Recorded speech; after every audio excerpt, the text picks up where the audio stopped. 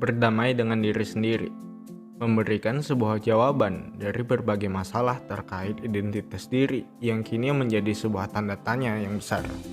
Di dalam buku ini, kamu akan mempelajari untuk menerima apa adanya tentang dirimu, berdamai dengan ketidaksempurnaan, dan berdamai untuk menjadi diri sendiri.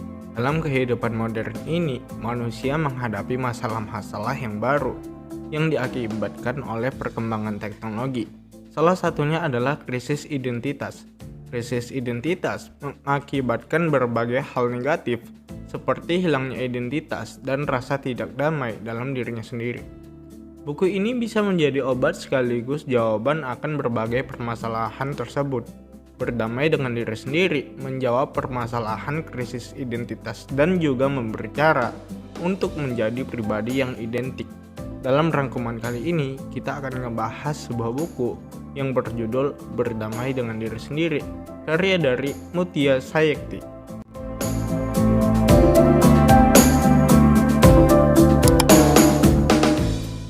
Hal yang pertama yang harus kamu pahami dari buku ini adalah pentingnya mencari figur yang layak dicontoh dan berupaya untuk menjadi pribadi yang lebih baik. Saat ini, banyak nilai-nilai kehidupan manusia yang telah dipengaruhi oleh berbagai kemajuan teknologi. Misalnya kata cakep, yang disematkan pada mereka yang berkulit putih, mulus, rambut hitam dan tebal, serta berat badan yang ideal.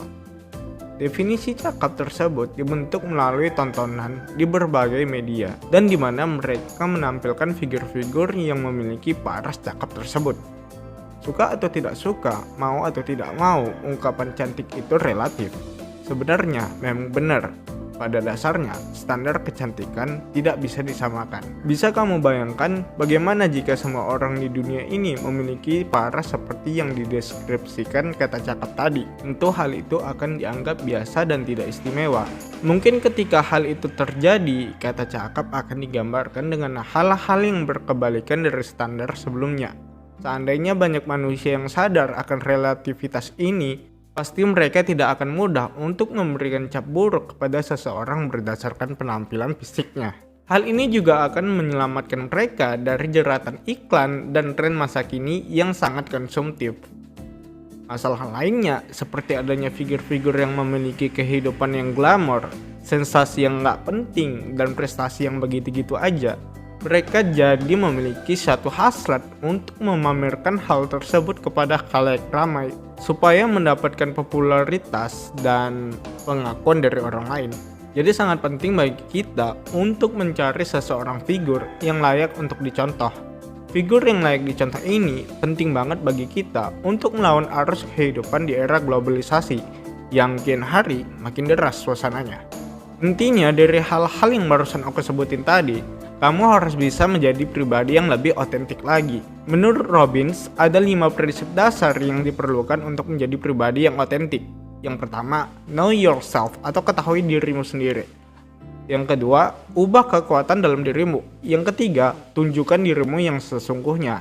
Yang keempat, beranilah. Dan yang kelima, rayakan semua itu sebagai bentuk rasa syukur yang kamu ucapkan kepada Tuhan. Hal yang kedua yang harus kamu ketahui dari buku ini adalah tanamkan mindset pada diri kamu bahwa kekurangan itu adalah rahmat. Banyak yang keliru dalam memahami nasib. Mereka seringkali menyamakan antara nasib dengan kekurangan yang ada dalam dirinya. Padahal yang sebenarnya terjadi adalah segala hal buruk yang ada pada hari ini merupakan buah dari perbuatan masa lalu yang kamu lakuin. Karena kekeliruan tersebut, banyak orang yang menjadi cepat putus asa. Solusinya, teruslah berpikir positif, karena pikiran yang positif akan membentuk nasib kehidupan kita menjadi lebih positif lagi. Terkait hal-hal buruk yang disematkan oleh orang lain kepada kita, sejatinya kamu memiliki hak untuk acuh terhadap hal itu. Kamu boleh acuh terhadap ekspektasi yang gak penting dan fokus pada yang kamu mau aja. Kamu pun tidak perlu mengikuti semua tren yang ada karena hal itu belum tentu cocok untuk dirimu sendiri. Kamu harus berani berbeda untuk membentuk dirimu menjadi lebih otentik lagi. Menurut Mike Robbins, kepribadian yang otentik dapat pudar karena terlalu banyak mendengar apa yang orang lain katakan kepada diri kita. Daripada mendengarkan omongan orang lain, lebih baik kita mendengarkan kata hati kita sendiri. Selain itu, kamu juga harus menanamkan mindset pada diri bahwa kekurangan adalah rahmat. Walaupun terdengar agak jangkal, ini benar adanya. Telah sering dibuktikan oleh banyak orang bahwa kekurangan yang ada di dalam diri mereka seharusnya menjadi motivasi untuk menjadi orang yang sukses. Misalnya Nick Vujicic yang lahir tanpa kedua lengan, namun ia tetap bisa sukses menjadi seseorang motivator. Intinya, setiap orang di dunia ini termasuk diri kamu sendiri memiliki potensi yang sama. Semua orang memiliki kekurangan dan kelebihannya masing-masing. Maka dari itu, seharusnya kita bisa sama-sama melangkah untuk mencapai apa yang kita inginkan. Hal yang ketiga yang harus kamu pahami dari isi buku ini adalah cara yang bisa kamu tempuh untuk menjadi pribadi yang lebih damai. Banyak orang merasa hampa atas aktivitas hidupnya yang stagnan. Pada puncaknya, mereka akan kehilangan arti keberadaan diri di tengah hiruk-pikuk manusia lainnya di dunia ini. Seseorang akan berubah ketika dia berpikir akan sebuah eksistensinya. Dalam buku Zulfikar Amaluddin yang berjudul The New You, ada 3 hal yang membuat seseorang menjadi berubah, yaitu kegetiran, kegelisahan, dan tantangan. Namun terkadang perubahan ini terhambat oleh kondisi yang lebih nyaman. Ada cara yang dicetuskan oleh Mike Robbins untuk mengendalikan diri kita lebih dalam lagi. Yang pertama, memberikan perhatian yang lebih kepada diri sendiri. Yang kedua, mempelajari tentang karakter diri.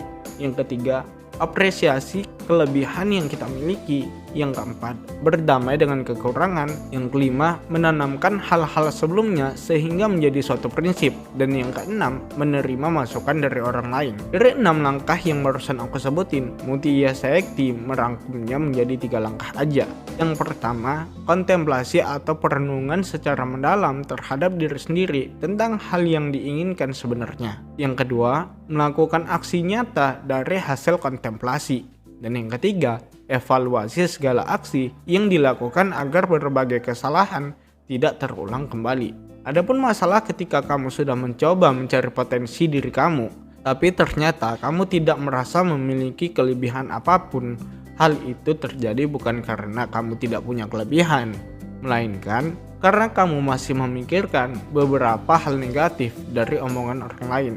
Dalam proses pencarian potensi diri, kamu juga dapat menggunakan teknik gagal fokus. Gagal fokus di sini berbeda dengan istilah umum yang bermakna negatif.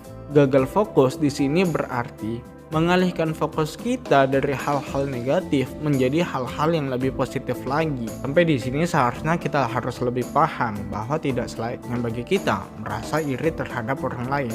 Setiap orang memiliki pencapaiannya masing-masing. Namun, kita juga harus ingat bahwa di balik hidup kita ada orang yang berinvestasi kepada kita, yaitu orang tua. Kita pun harus mewujudkan impian mereka, namun tetap tidak meninggalkan potensi yang kita miliki. Setelah berbagai hal di atas yang barusan aku sebutin tadi, sudah saatnya mulai detik ini kita mulai menerima kenyataan, mencari potensi, dan berdamai dengan kekurangan secara perlahan, tetapi tetap berprogres. Thank you banget buat kamu yang udah dengar podcast ini tentang buku bagaimana berdamai dengan diri sendiri. Semoga lewat buku ini kamu bisa menjadi potensi yang lebih baik lagi dan menjadi dirimu sendiri dengan cara apa adanya. Bagi kamu yang udah baca bukunya, tulis di kolom komentar tanggapan kamu tentang buku yang udah kamu baca. Thank you.